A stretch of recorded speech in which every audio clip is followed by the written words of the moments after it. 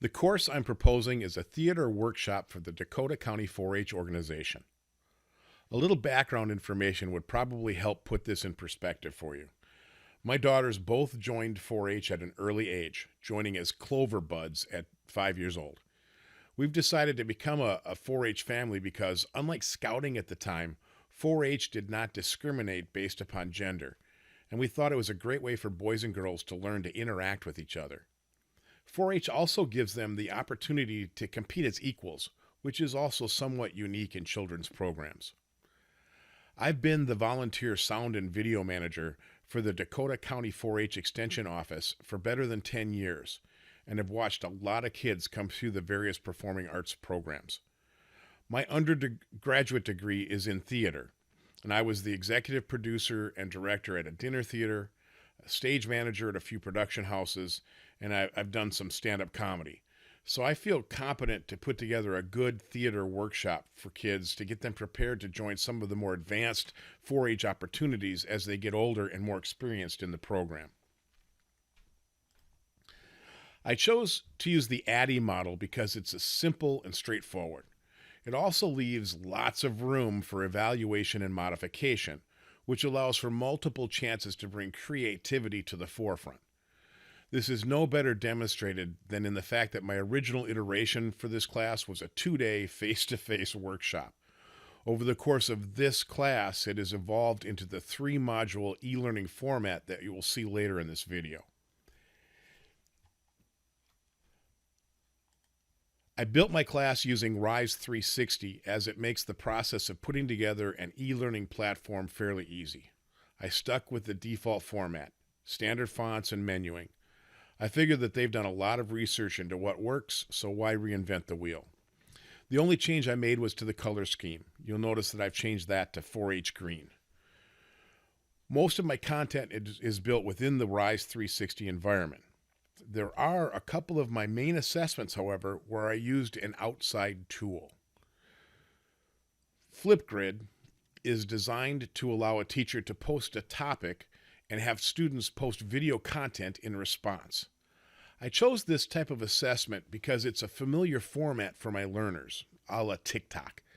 They are all comfortable creating short videos, and this is a theater content or a theater course after all. These types of hands-on assessments also follow the 4-H policy of learn by doing. They're very engaging, and they help the kids get involved in the learning process. They also have the added benefit of acting as an evaluation of the course itself. The degree to which the kids immerse themselves in these types of projects can be an indicator of the effectiveness of the overall content. As you'll see later, I've layered these projects so the kids have to produce their own input, critique the input of their peers, and then reflect upon their own input. That final reflection should give me good feedback on how they are feeling about their progress within the course materials. And this without being too, how's it going, which often leads to false feedback. My vision is a course made up of 3 modules covering stage, dance, and improvisation. It will complement a weekend encampment that's already performed by the Performing Arts Department each summer in preparation for their Arts In competition. The Arts In program is a stage production that starts at the county level. The county productions compete at the state level. Those who win at state level have a chance to compete at the national level, where there are sometimes large scholarships at stake. The last thing to be aware of is that 4-H has the motto of learn by doing. We don't find fault in mistakes. We find growth in trying.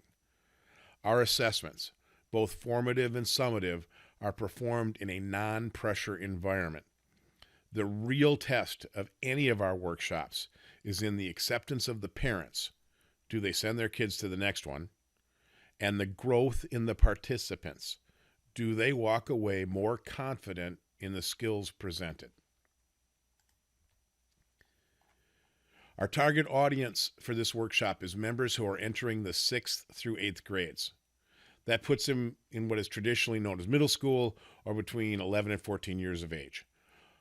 all kids can pretend, but at this age, they won't have had any appreciable formal theater training. To be honest, that's why I chose this age group. Having worked with the older kids on other performing arts projects, I noticed that they come to those more advanced projects unprepared. We spent a lot of time teaching them basic skills that I intend to cover in this workshop. My audience is fairly straightforward. It's a group of 4-H members between 11 and 14 years old. They are members of various 4-H clubs from around Dakota County and Minnesota. Our community is not very diverse, but 4-H is not in any way exclusionary. English is our primary language, although we can usually find a parent volunteer to help us support any kid for whom English is a secondary language.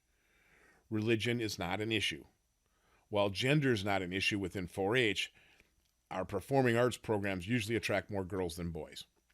Our biggest issue will be farm versus non-farm kids. Let me explain that last comment. 4-H was founded as an agricultural organization. Its original intent was twofold. First, to give rural kids an opportunity to show off their hard work on the farm through competitions and animal auctions. And second, to give those kids an opportunity to experience life away from the farm. As 4-H grew in popularity, its program started to incorporate more and more non-farm programs and appeal to a more urban or at least suburban population. This has caused some friction within the program that every adult leader has to be aware of and prepared to deal with. That's why programs like theater workshops are so important.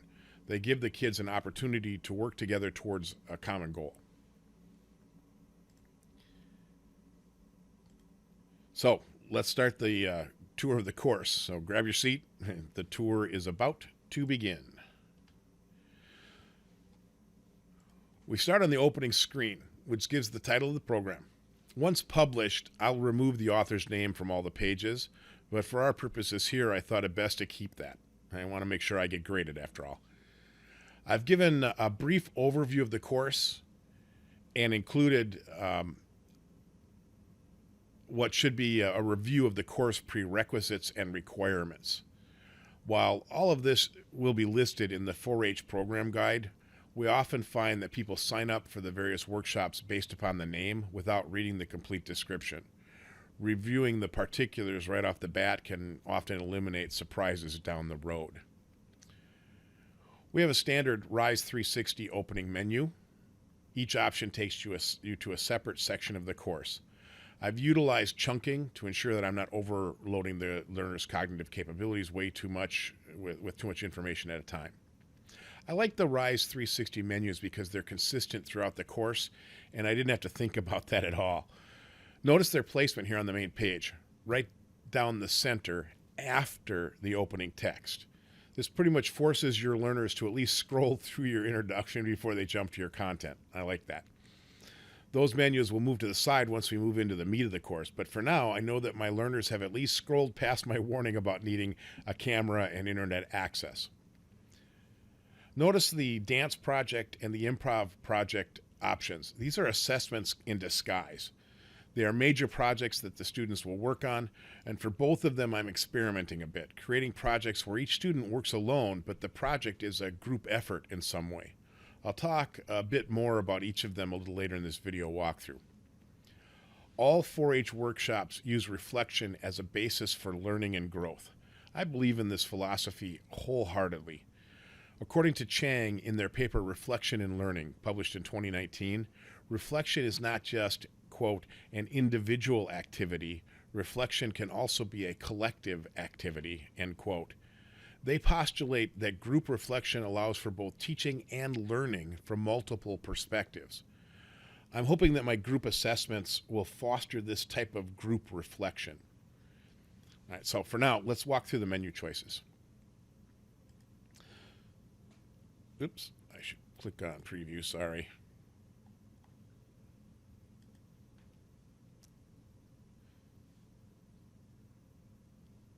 So here in the introduction, I'll give an overview of the course and cover the learning objectives of the 3 modules. I've also included a section with the title How It Goes to explain how the class is laid out. Here I'll give the timing for each module so the students know what's expected of them, in what order and when. I've also covered my learning objectives here so that they know what they're going to learn throughout the class. Notice the menuing. I love Rise 360's menu. Once we move into the course, they automatically move to the left side of the screen. Notice how as I complete this section, I get to the bottom, gets a green check mark over here, denoting that the learner, where they are, kind of denotes to the learner where they are in the process. Also note the home link at the top of the page. All familiar concepts to today's learners. Now we'll just move through the course. Next up, working on stage. In this section, I talk about the areas of a stage and how directions are given. I've got some pictures and some text describing stages, what is upstage, what is downstage, how do we determine right and left. The next section, titled, What Did They Say?, talks about stage directions from the director.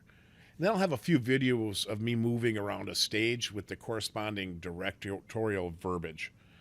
Those videos will be made once the 4-H stage is open for the year. Right now it's winter here in Minnesota and the fairgrounds are shut up tight, so I don't have access. But then I'll have an inline assessment with a few questions to test their comprehension of the materials. Next section, the first real assessment, is a straightforward, old-school name this item quiz. It kind of matches the content. At this point, all we've really tried to get across is the name of places on the stage. The format should be familiar to my learners, and it's short enough that it shouldn't cause any real anxiety. Kind of a matching thing.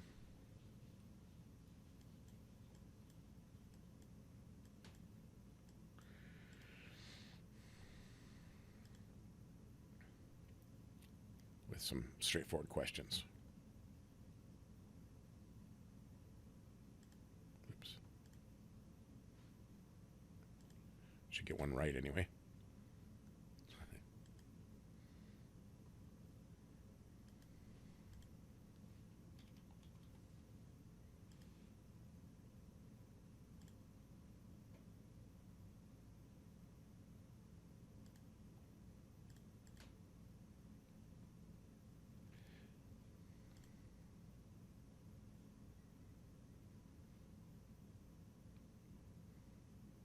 One thing I don't like is I don't like the pass-fail, but I haven't figured out how to get rid of that yet.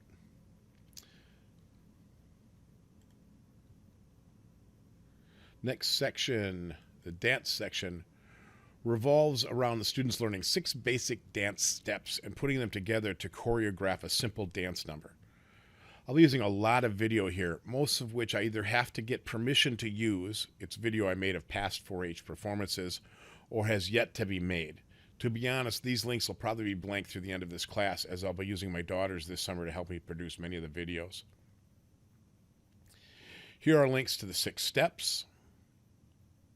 Then we'll have some examples of how you might tie them together. Right? And then that brings us to the project. So the next menu item is the first project-based assessment. Here the students will use the Flipgrid environment to post a video of their dance and comment on each other's work. In the end, they will also reflect upon their project and the overall process. This is kind of an experimental process, so I'm hoping that their reflections will give me some good feedback on the overall success of the assessment. As you can see, I've tried to give explicit directions so that their input is consistent and useful.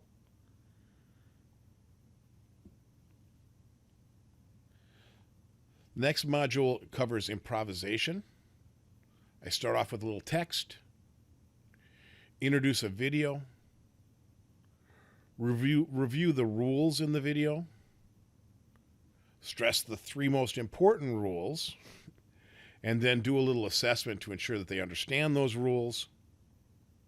Just a few questions. And then we move to the improv project. It's the last link. It's another experimental assessment. I've got the group creating an online improv document, quote, 1 line at a time. In the end, I'll have them reflect on the experience to let me know how the process went for them. As you can see, I give them an example of how it might progress and then explain their responsibilities. Well, that's my course as it stands now. It's close to as finished as it will be for this class. I've got some videos to make, but most of them won't be created in time for the end of week 5. I'm looking forward to your comments. Thanks.